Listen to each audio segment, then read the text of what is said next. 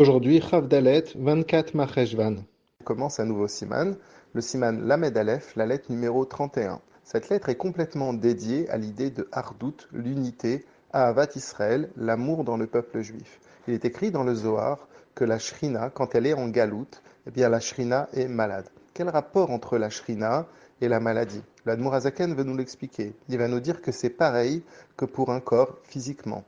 L'idée de la maladie dans un corps, eh bien, elle est liée fortement à l'idée de la circulation de la vitalité. La vitalité qui est symbolisée par le sang, eh bien le sang, il part d'abord du cœur et il va faire tout un parcours. Il va parcourir, il va aller dans chacun des membres et le sang va irriguer chacun des membres, il va passer par des vaisseaux, il va revenir au cœur. Et donc, si cette circulation du sang, eh bien, elle est continue, elle est régulière, la personne est en bonne santé, c'est-à-dire que tous les membres sont liés, ils reçoivent le bon apport vis-à-vis du cœur. Mais si chas shalom, il y a un empêchement quel qu'il soit, qui ne permet pas justement une bonne circulation du sang, eh bien à ce moment-là, on sent que les membres ne sont plus liés, c'est comme s'il y a une coupure, il n'y a plus cette fluidité entre les membres, et là, à ce moment-là, que Dieu préserve, eh bien la personne va tomber malade. Toute l'idée de la maladie, c'est le fait qu'il n'y ait pas de hardoute, d'unité dans les membres du corps, l'unité symbolisée par le fait que le sang va circuler dans chacun des membres et va pouvoir revenir au cœur. Eh bien, c'est pareil pour la Shrina et pour les Neshamot.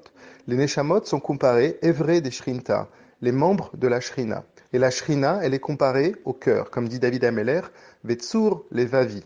Et donc l'idée c'est quoi? C'est que, comme c'est écrit, Veshachanti Betocham, que Akadosh Baruch Hu, il dit je réside parmi vous. C'est-à-dire quoi? C'est-à-dire que la Shrina d'Akadosh Baruch Hu, elle est parmi nous. La Shrina, c'est comme le cœur qui vient et qui rentre dans le corps humain.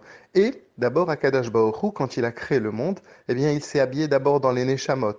Ces Neshamot qui ont reçu d'abord le premier rapport, et après, Akadosh Baruch Hu, eh bien, il a créé le monde. C'est d'abord pourquoi? Parce que les Neshamot ont dit que quand Akadosh Baruch Hu, il a créé les Neshamot, en fait, c'était pour le but.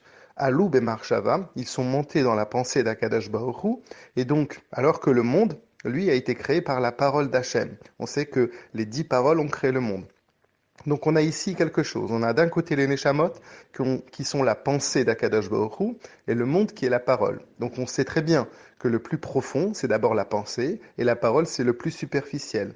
Et donc l'idée, c'est quoi? C'est que quand Hachem, d'abord, il a commencé par les Neshamot. Il a demandé aux Neshamot son avis, si l'on peut dire, est-ce qu'on va créer le monde ou pas? Et donc toute cette idée, c'est quoi?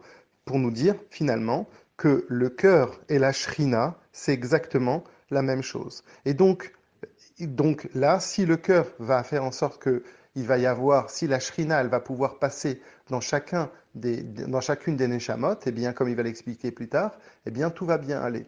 Maintenant, comme on voit que pour la circulation sanguine, il y a le fait que le sang, il part du cœur vers les membres, et après le sang, il revient. Alors en Chassidoute, on explique s'il y a Or Yachar, c'est la lumière d'Akadosh Baruch Hu qui va vers le monde, comme on l'a expliqué, d'abord par les Neshamot et ensuite qui crée le monde.